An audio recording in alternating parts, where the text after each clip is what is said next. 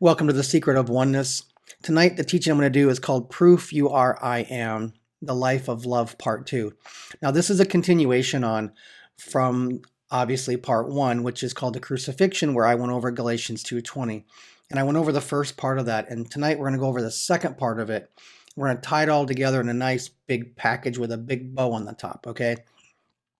But before I get started, I always want to remind everybody that in the description below, you can see all the notes, all the information that I review in this teaching as far as the Greek, the Hebrew, all the definitions, and all the information that I talk about. So it's all right there for you to read ahead of time.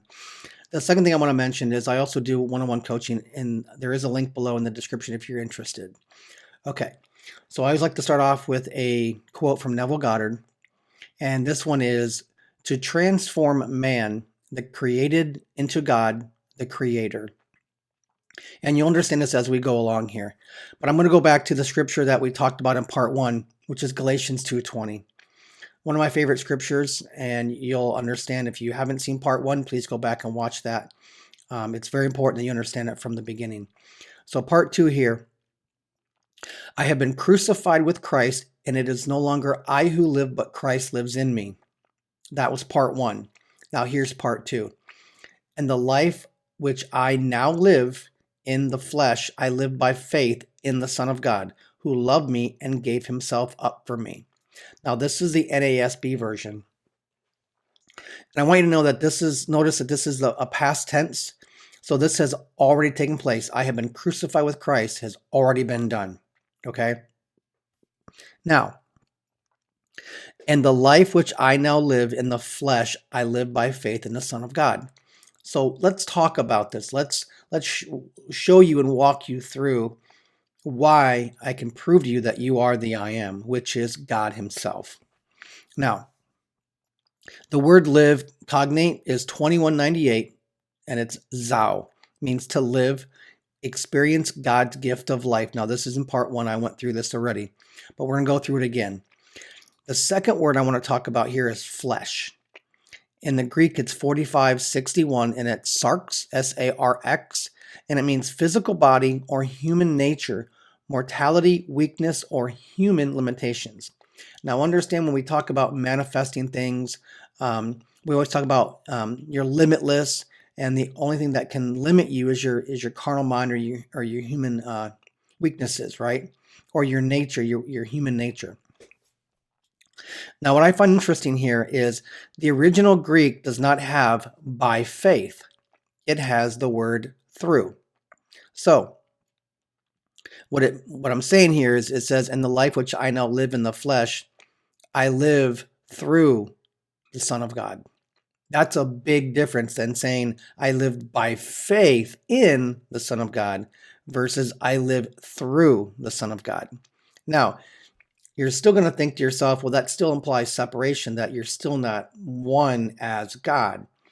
But we're going to show you how that's a little bit of a different of a context as well. So the original Greek, it doesn't have by faith, it has through. And the word through, interesting enough, is Greek 1722, and it means en, E-N, or also the word in, which I talked about again in part 1 about Jesus in me. The word in, what does it mean? So we're going to talk about it here again. It means in or inside or within. Figuratively, in the realm or sphere of, as in the condition or state in which something operates from inside or within. Okay? Again, this is in part 1. It's in the word in, so you'll recognize this if you read through this and if you go back and watch part 1. But what I want you to understand here is that the word through, I live through the Son of God, which means I live inside or within, and I operate from within the Son of God. Okay, again, we're not the Son, Father, Son, separate. Son, it has a whole different meaning, and we're going to get into that here in a second. But the word faith is the Greek word 4102, and it's pistis, and it means pitho. It means persuaded or be persuaded, properly persuasion. Be persuaded or come to trust. So when we talk about manifesting something or having faith in God or having faith in the process, it means to come to trust God, come to trust that process. And it means primarily denotes a conviction or belief in the truth of something. So really when it says to have faith in or faith through, it means to have a conviction or a belief in the truth of something. So when Neville Goddard talks about living in the end or believing that your manifestation has already been done, it's done, there's nothing for you to do, it means to come to the conviction or the belief that it's true. That's what faith means. So let's go on a little bit further here. It gets even more interesting. The original Greek, it doesn't have in the, it has from the Son of God. So let's go back and look at it again. In the life which I now live in the flesh, I live through from the Son of God. From the Son of God, not in or in the Son of God. You're not in the Son of God. It's from the Son of God. So how do you live from the Son of God? Well, you must be the Son to live from the Son. Now let's go on. So the word from is used as a function word to indicate a starting point. So think about it this way.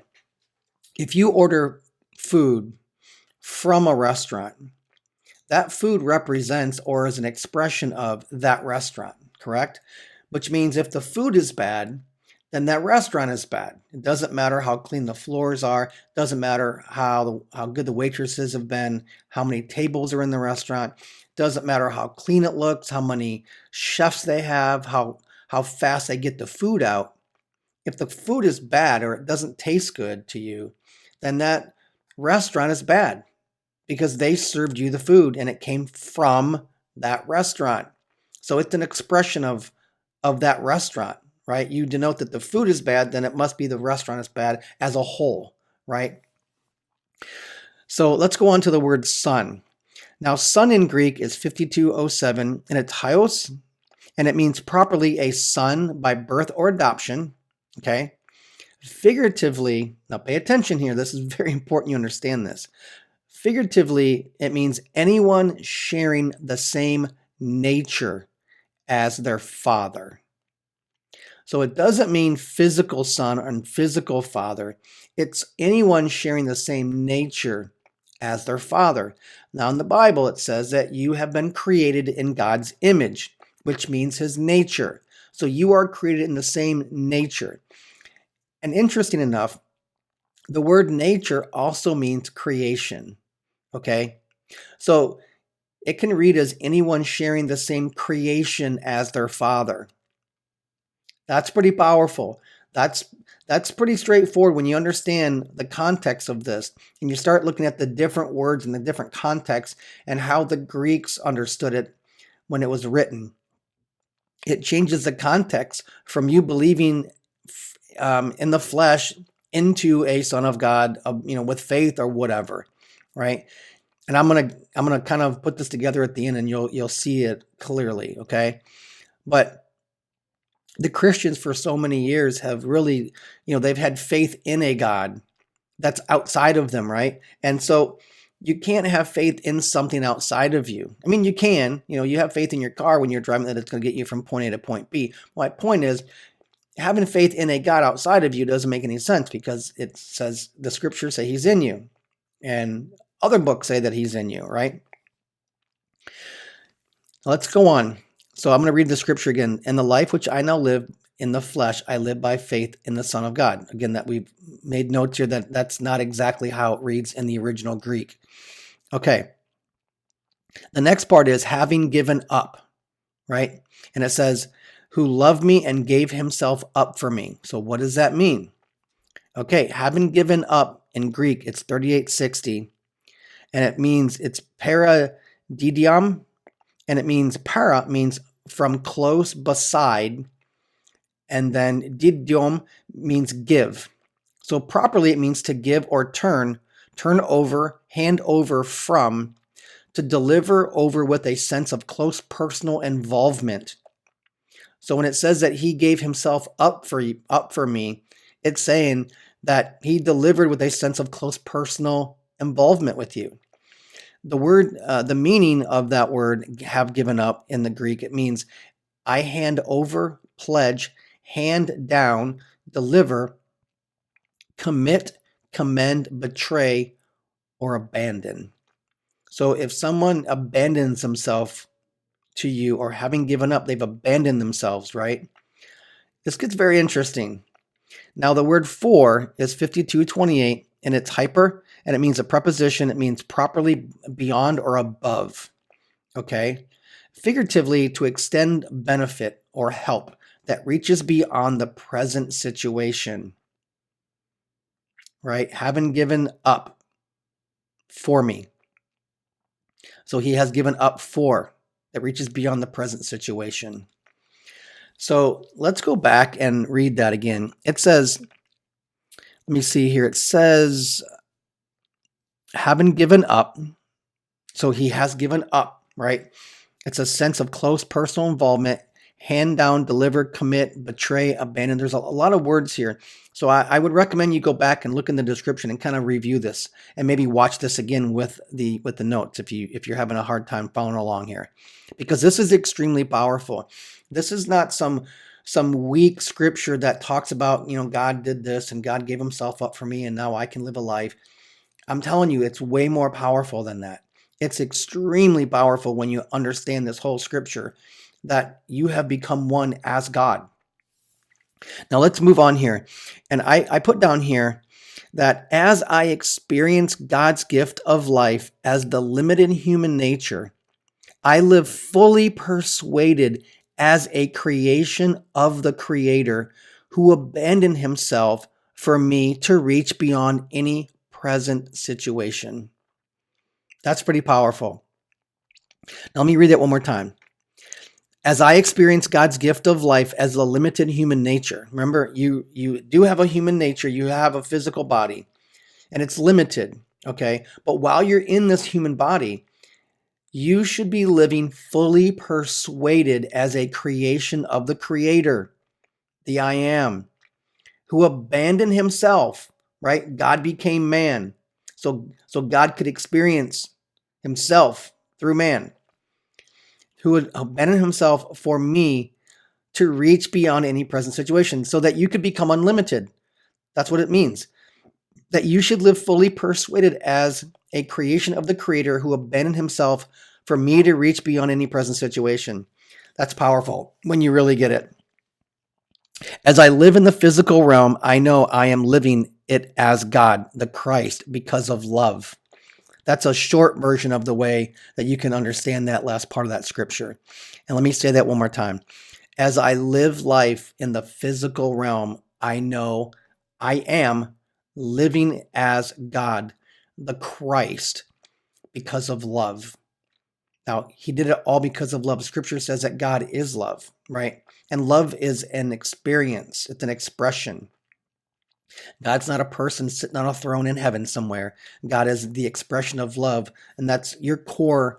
That's your core nature, is love, and that love, when it goes through the carnal filter, gets expressed out. So anything other than love that comes out of you is being filtered through your carnal reality, through your carnal mind, as I would like to say. Now, let me put this all together here at the end, this entire scripture. And let me read the NASB version first, and then I'm going to read how I have it in the context here. So again, Galatians 2:20, I have been crucified with Christ, and it is no longer I who live, but Christ lives in me. And the life which I now live in the flesh, I live by faith in the Son of God, who loved me and gave himself up for me. Now, let's go down to how I have put it in the context based on part 1 and part 2. My carnal self has been impaled. Okay, if you haven't seen part 1, that the crucifixion is you being impaled to the Christ. Okay, so my carnal self, has been impaled as one to the wisdom and power of God, which is Christ. Now, my carnal self, no longer experiences God's gift of life alone. Indeed, now I, my higher self, God, operate and experience oneness from a fulfilled state within. As I experience God's gift of life as the limited human nature, I live fully persuaded as a creation of the Creator who abandoned himself for me to reach beyond any present situation. Now that's a long scripture and how I put that. But if you read that through a few times, you're going to recognize who you are. You're going to recognize that you are the I am and that you are truly, truly unlimited, and that the carnal self has been impaled together with the Christ, and Christ is the wisdom and power of God. And it's in 1 Corinthians chapter 1, verse 24. Okay. Now what I have here at the end is very powerful. It says, and this is also in part 1, the crucifixion was the death of duality. We became one on the cross. Now, duality, if you understand the scriptures and you've read the book of James before, he talks about that a man that has a divided mind cannot receive anything from God. So if you're thinking out of the carnal mind and you're trying to live out of the spirit at the same time, the heart of man, you're never going to receive anything because you can't have faith in the carnal mind. Faith comes from the heart of man. Okay. And I have a quote here from Neville Goddard, but I want to point something out first, because this is very symbolic and it's very interesting. So the word Golgotha, okay, that is the site of the crucifixion. If you read it in the Bible, Golgotha is the site of the crucifixion where Christ was crucified on the cross and where you became impaled as one with the Christ, okay? So Golgotha, the site of the crucifixion, means the place of the skull, okay? So Golgotha means a place of the skull. So Christ was crucified within your skull. That's the symbolism of it. And Neville Goddard himself, it says, God himself enters death's door, the human skull, and lies down in the grave of man to make man a living being. That's so powerful when you understand that, because Christ died at the skull. He died at the human nature. He died within the skull at Golgotha. And that's the symbolism behind it. So this is proof that you are the I am and you are the life of love.